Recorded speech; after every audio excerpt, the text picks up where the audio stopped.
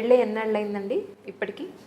32 సంవత్సరాలు. 32 సంవత్సరాలు అయింది. మొట్టమొదటిసారి ఎప్పుడు చూసారు ఆయన్ని, గుర్తుందా మీకు? మా పెళ్లి చూపుల్లోనే చూస్తాం. అవునా? పెళ్లి చూపులకి అప్పట్లో మీకు ఫోటో అది పంపించారు, ఆయన ఫోటో? అలాంటివి ఏం లేవండి. డైరెక్ట్గా చూసారు. ఏమనిపించింది మీకు? మీరు ఏమన్నా ప్రశ్నలు వేశారండి అప్పుడు ఆవిడ్ని? అప్పుడు చెబుతుంది అడగండి. సరే చెప్పండి, మీ పెళ్లి చూపుల విశేషాలు చెప్పండి. ఆయన గురించి చెప్పారు, ఆయన చదువు గురించి అన్నీ చెప్పారు. చెప్పిన తర్వాత నా ఇష్టదైవం ఏంటని అడిగారు. నాకు అప్పుడు వెంకటేశ్వర స్వామి ఇష్టం. అంటే ఆ చిన్న ప్రపంచంలో అప్పటికి ఆయన బాగా తెలుసు అంతే. ఓకే. వెంకటేశ్వర స్వామి అంటే ఇష్టం అన్న. నేను వెళ్తూ ఉంటాను, నాకు ఇష్టమే, కళ్యాణ వ్యాఖ్యానానికి కూడా వెళ్తూ ఉంటానని చెప్పారు. ఆ తర్వాత ఇంకెవరు ఇష్టం అన్నారు. రాముడు అంటే ఇష్టం, ఎందుకంటే ఆయన క్యారెక్టర్ చాలా ఇష్టం నాకు, అందుకని రాముడు అంటే ఇష్టం అన్నాను. రాముడు అంటే ఇష్టం అన్నాను అంతే, ఈ క్యారెక్టర్ ఏమీ చెప్పలేదు. రాముడు అంటే ఇష్టం, నేను రామచంద్రుణ్ణే అని చెప్పారు. చేసుకోమని చెప్పారు మిమ్మల్ని అని చెప్పారు ఈయన నాకు. నేను చేపట్టిన చేతుని వదలను అంతే, నేను రాముడినే అని చెప్పారు. నాకు భలే ఆశ్చర్యం వేసింది. ఆయన నాకు రాముడు అంటే ఇష్టం అనగానే ఈ సమాధానం ఆశ్చర్యం వేసి వెళ్ళిపోయిన తర్వాత మా అమ్మకు చెప్పాను. అంటే మీరు క్యారెక్టర్ ఏమి అనలేదు, నేను రాముడు అంటే ఇష్టం, నాకు రాముడు అంటే ఇష్టం. అంటే రాముడిలో ప్రత్యేకత ఏకపత్ని వ్రతం కదా, వీరత్వం అన్నీ ఉన్న అనేకం ఉన్న రాముడిలో ధర్మ నిర్వహణ చాలా ముఖ్యం. ఏకపత్ని వ్రతం చాలా చిన్న విషయం, దాన్ని అంత పెద్ద చేయక్కర్లేదు. పైగా నిజానికి ఆనాటి క్షత్రియులు రాజుల్లో ఏకపత్ని వ్రతం అనేది అంత గొప్పగా చెప్పుకోవాల్సిన విషయం కాదు. ఇప్పుడు ఎక్కువ మంది భార్యలు ఉన్న వాళ్ళ దేశాన్ని నేను దోచుకుతాను లేదు అంటే మీరు సమర్థిస్తున్నారు. దాని గురించి దానికి దీనికి సంబంధం లేదు. పరిపాలన, రాజు అన్నాక పరిపాలన ముఖ్యం, కానీ ఆయన ఇద్దరు ముగ్గురు చేసుకోవడం అనేది పెద్ద విషయం కాదు. మీరు రాజు పాయింట్ ఆఫ్ వ్యూలో చెప్తున్నారు, మరి రాణుల పాయింట్ ఆఫ్ వ్యూలో చెప్పరా? వేరే విషయం. ఆ మాటకు వస్తే తగాదాలకు వీళ్ళు ఎక్కువ మందిని చేసుకోవడమే కారణం. లేకపోతే ఎందుకు తగాదాలు వస్తాయి? దశరథుడు కైకైన స్వార్థపరాలు అంటారు, కానీ దశరథుల కారణంగా ఆవిడ అయింది, లేకపోతే ఎందుకు అవుతుంది? అది వేరే విషయం. కానీ రాముడిలో ధర్మ నిర్వహణ ఇవన్నీ ఉన్నాయి. కానీ స్త్రీలు రామచంద్రమూర్తిని ఇష్టపడ్డారు అంటే నాకు కలిగిన అభిప్రాయం ఏంటంటే ఏకపత్ని వ్రతం వల్లే ఇష్టపడతారు. పరిపాలన, ధర్మ నిర్వహణ వారికి ఎందుకు అనిపిస్తుంది? అది వీరత్వం ఇవన్నీ కాదు. మనిషి గీటు దాటడు. నేను ఆ రోజు ఓ ప్రమాణపూర్వకంగానే అన్నా, ఖచ్చితంగా మీరు అటువంటి రాముడినే చూస్తానన్నా. ఆ నచ్చిన క్వాలిటీ ఉంటే నాకు అర్థమైంది. ఆ మాట ఇప్పుడు ఈ మధ్య కూడా 15 రోజుల క్రితం నేను అలాగే చూస్తున్నాను అనుకుంది. ఎందుకంటే ఇప్పుడు నేనున్న రంగానికి, ఇంతకుముందున్న అవధాన రంగానికి, అప్పటి నా వయస్సుకి, నాకున్న ఆదాయానికి, నాకున్న పేరు ప్రఖ్యాతులకి ఎన్ని రకాల వెనకాల చాపల్యాలకు అవకాశం ఉంటుందో ఊహించడం. చాలా దెబ్బతిన్న వాళ్ళు ఉన్నారు, ఇబ్బందులు పడి తప్పుకున్నవాడు ఉన్నారు.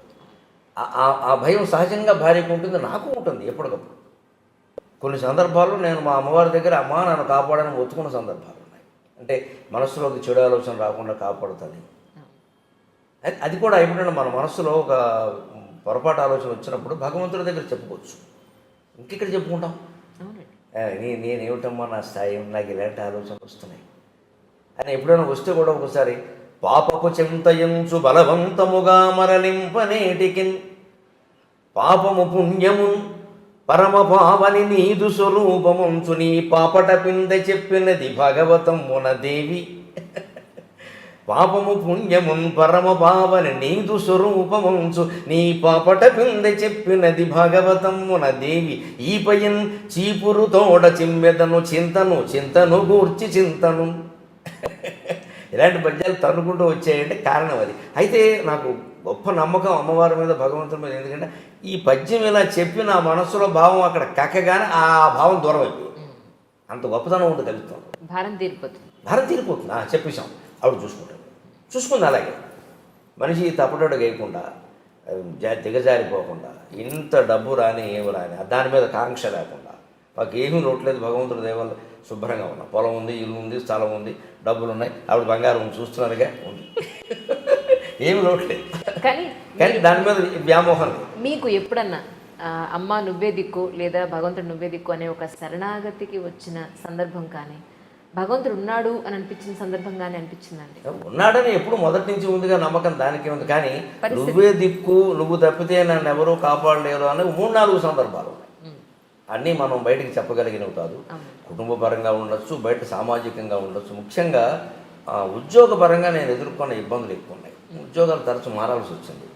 ఇక దోషం వారిదా నాదా ఆ చర్చ ఇప్పుడు అనవసరం. ఆ మార్పులో చాలా కంగారుగా ఉండేది. ఎప్పుడు పాపం తను సహకరిస్తూనే వచ్చింది, కానీ నాకు కంగారు ఉంటుంది కదా. అలాగే ఏదో పౌరుషానికి పోయి సొంతంగా కాలేజీ పెట్టే 2 ఎకరాలు అటువంటిప్పుడు మరి ఎవరండి శరణం? ఎకరాలు ఎవరు కొంటారు? ఏదైనా కానీ నీ కనుపాపలు నమ్ముకున్నాను అని ఆ పద్యాలు చెప్పుకునే ఉన్నాను. ఒక సందర్భంలో బాగుందమ్మా సహస్రావధానం చేసినా కూడా నాకు సరైన డబ్బు రాలి. ఎందుకంటే ఎవరిని అనవలసిన పని లేదు, వసూలైందే అంత. వాళ్ళు ఏం చేస్తారు? ఆ అవధానం చేయించడమే చాలా గొప్ప విషయం. కాకినాడలో ఐడియల్ కాలేజీ లెక్చరర్లు చందాలు వేసుకుని చందాలు వసూలు చేసి జరిపించారు. అంతకంటే ఎక్కడ చేస్తారు? వారు నాకు చాలా మహోపకారం చేశారు. నేను సాహసం చేసింది నేనైనా, వాళ్ళు నడిపించాలి కదా, మరి కార్యక్రమం నడిపించారు. డబ్బు అనుకున్నది రాలేదు, అది అనుకున్నది తక్కువే, అది రాలేదు. కానీ అప్పుడు కూడా నేను సరస్వతీదేవి దగ్గర నిలబడి ఏం చేస్తే ఏం ఉపయోగమో ఈ స్థాయిన్ బొడగంటినంటని మహాసంతోషమున్ పొందితన్ గేయంబున్నను గాయములు తొలగునే గీర్వాణి సంపన్నతా స్థాయిన్ నాకు అనుగ్రహించి జనని సంసారమున్ బ్రోవవే. ఇక అన్నీ ఉన్నాయి కానీ అంటే కావలసినంత డబ్బు లేదమ్మా. ఉండకపోతే మరీ పేదవాళ్ళమేం కదా, ఆ పేదరికం మాకు ఎప్పుడు తెలియదు. మా నాన్నగారి నుంచి వారసత్వంగా వచ్చిన పొలం ఉంది, ఆ ఇబ్బంది లేదు. కానీ అధైర్యం ఉంటుంది మనసులో. ఈ పొలం 2 ఎకరాలే కదా, ఇది మిగులుతుందా? పిల్లలు పెద్దవాళ్ళు అవుతున్నారు, సరిపోతుందా? ఈ వేళ ఉన్న ఫీజుల్లో 2 ఎకరాలు ఏమిటమ్మా ఈ వేళ? అంతే కదా. ఈ భయం, నేను ఒక 40 ఏళ్ల వయసులో నాకు ఈ భయం ఉంటే ఆశ్చర్యం లేదు. నేను సరస్వతీదేవి దగ్గర మొత్తుకున్నాను. సంపన్నతా స్థాయిని నాకు అనుగ్రహించి జననీ సంసారమును బ్రవవే. సంసారం గడవడానికి అడుగుతున్నానమ్మా, నేను కోట్లమ్మని నేను అడగడం లేదు. మరి డబ్బు మాత్రం ఉండాలి. ఆశ్చర్యం ఏంటంటే ఆ పద్యం ప్రభావం, మన చిత్తశుద్ధి ప్రభావం, అమ్మవారి అనుగ్రహం ఏమిటో మనకు తెలియదు. కానీ ఆ పద్యం నేను 97లో 98లో రాశాను నేను సరస్వతీదేవి. ఈ రోజుకి మళ్ళీ ఎదురు చూసే పని లేదు డబ్బు విషయం. ఇప్పుడు మనమే ఇచ్చే స్థితిలో అంతే. నేను అందుకే ఆవిడ లక్ష్మీపాదం అంటాను. నేను పిల్లలకి అదే చెబుతాను, ఒరే అమ్మది లక్ష్మీపాదం రా అంటాను. అందరిలో నా స్వార్థం ఏంటంటే అమ్మని జాగ్రత్తగా చూసుకుంటున్నాను, కాస్త కలిసి వస్తుంది ఆయన. అమ్మది లక్ష్మీపాదం రా, అమ్మ ఎక్కడ ఉంటే అక్కడ డబ్బు కురుస్తుందిరా అంటాను. మీరు అలా చూడకపోయినా చెప్పకపోయినా చూసుకుంటా ఉంటారు మా అబ్బాయి, కానీ నేను చెప్తూ ఉంటాను సరదా. అది వెనకాలండి ఒక యోగం ఏమిటంటే భార్యకి అనుభవించే యోగం లేకపోతే భర్తకు కూడా రాదండి. అంటే ఆవిడ సొంతంగా ఉద్యోగం చేస్తే అది వేరే విషయం. నా సంపాదన మీద ఆవిడ ఆధారపడిన పరిస్థితిలో ఆవిడ జాతకం కూడా మంచిదేయండి, నాతో పాటు ఉండి ఆయన అనుభవించే యోగం ఉంటే నాకు ఎవడన్నా 10 రూపాయలు ఇస్తాను, లేకపోతే నాకు ఇవ్వు. నేను ఇస్తే ఆవిడకి కదా ఇచ్చేది. అంటే ఆవిడ యోగం మంచిది.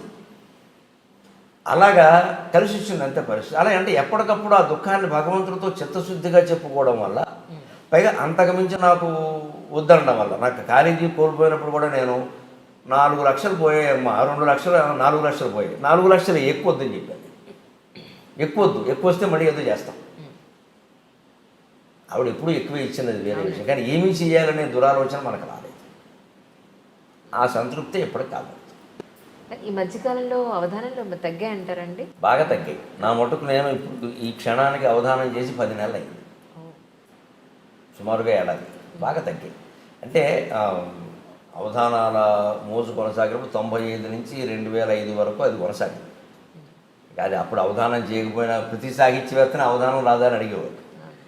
అసలు అదొక యుగం. ఆ 10 ఏళ్ళు అదొక వైభవం పట్టింది. తర్వాత ఏ కారణం వల్ల తగ్గడ ఈ ప్రవచనాలు రావడంతో ఏమైందంటే, సహజంగా ప్రవచనకర్తలందరూ అవధానాలు చేయలేరు, అవధానం వేరే విద్య. కానీ అవధానాలందరూ ప్రవచనాలు చెప్పగలరు, అది పెద్ద సమస్య కాదు. అందుకని ఎక్కువ మంది అడగడం, ప్రజలకు కూడా అవధానం అనేసరికి 8 మంది ఉండాలి, పృచ్ఛకులు, పండితులు ఏమి ఉండాలి, కనీసం 4-5 మంచి పండితులు ఉండాలి. 2-3 మామూలు వాళ్ళని పెట్టినా పర్వాలేదు, అది దొరకద్దు. ఇవాళ అది కూడా సమస్య. కానీ అది ప్రశ్న అడిగేయానికి అది ఏ ఛందస్సులో ఉంటుందో తెలియదు, ఏమడగాలో తెలియదు. అది నిర్వహణ కష్టం. 10 మందిని కూర్చోబెట్టాలి వేదిక మీద, 10 మందిని తీసుకురావాలి, ఖర్చులు ఇవ్వాలి, సన్మానాలు చేయాలి, రూములు బుక్ చేయాలి, ఇవన్నీ. ఎందుకంటే ప్రవచనం పెట్టేస్తే ఇచ్చేదేదో గురువు గారికి ఇచ్చేసి వైభవం చేసేస్తే వదిలిపోతే మొత్తం వచ్చేస్తారు. ఇది సుఖంగా ఉంది, తేలిగ్గా ఉంది అని కొంత జనంలో కూడా ఒకటి అనిపించడం. సరే ఏదైనా ఆ వైభవం ఇప్పుడు ప్రవచనానికి పట్టింది. మనం సరే ఎందుకైనా మంచిదని ముందు జాగ్రత్తలో ఉన్నాం కాబట్టి అటు ఇటు బాగా తగ్గిన మాట నిజం.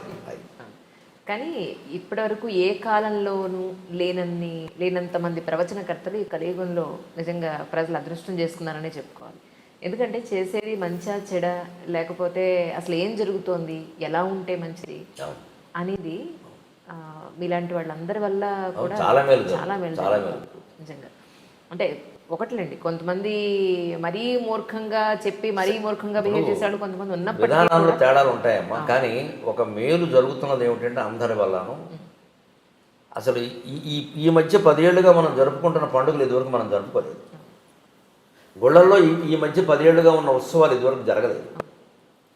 అవేర్నెస్ అది ప్రధానంగా యువతరంలో గుళ్ళోకి వెళ్ళి తీరాలనే ఆలోచన రావడానికి నా సాటి ప్రవచనకర్తలు షణ్ముఖ శర్మ గారు, చాగంటి కోటేశ్వరరావు గారు లాంటి వాళ్ళు నిజంగా కారణం. నేను దండం పెట్టాను. అసలు ఆలోచన ముందు వెళ్ళ తీరాలి. గుళ్ళోకి వెళ్ళడం తప్పనిసరి.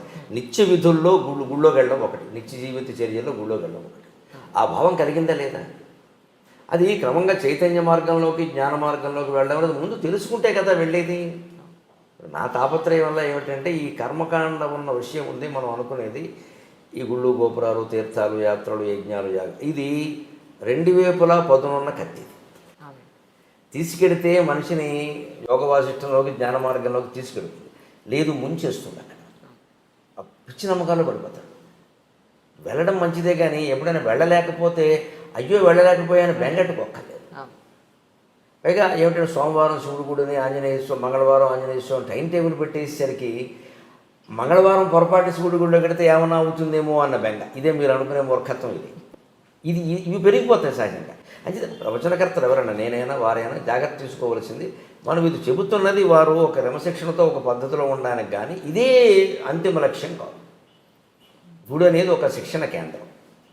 మనం భగవంతుడికి ప్రత్యేకంగా అక్కడ విగ్రహాన్ని ఏర్పాటు చేసి, అది ఎంతైనా అది విగ్రహం. ఆ విగ్రహం దెబ్బతినకుండా చూడాలి. కానీ ఇంకా చెంబుడు పాలు పోస్తే ఒక పాలం, బిందెడు పాలు పోస్తే ఒక పాలం చెబితే అందరూ బిందే పోస్తారు. 1000 బిందెలు పోస్తే శివుడు ఏమవుతాడు? నా తాపత్రయం అలా. నేను చెబుతున్నది అదే. కొంతమందికి నచ్చచ్చు, నచ్చకపోవచ్చు, లేదా వారిని వ్యతిరేకించారంటారు, వీరిని ఏదో అన్నారంటారు. అవన్నీ నాకు అనవసరమైన విమర్శలు, అవన్నీ నేను ఎప్పుడు పట్టించుకోను. దాని గురించి కాదు అసలు ఆలోచించాల్సింది. విగ్రహారాధన దేనికి? ప్రతీకాత్మకంగా జరగాలి విగ్రహారాధన. అదే లక్ష్యం అన్నట్టుగా మాట్లాడద్దు. అది లక్ష్యం కాదు, ఎక్కడా చెప్పలేదు ఆ విషయం. ప్రతీకాత్మకంగా జరగాలి. శంకరాచార్య చెబుతారు స్పష్టంగా వేదాంత సార సంగ్రహం. కషాయే కర్మభి పక్వే తతో జ్ఞానం ప్రవర్తతే.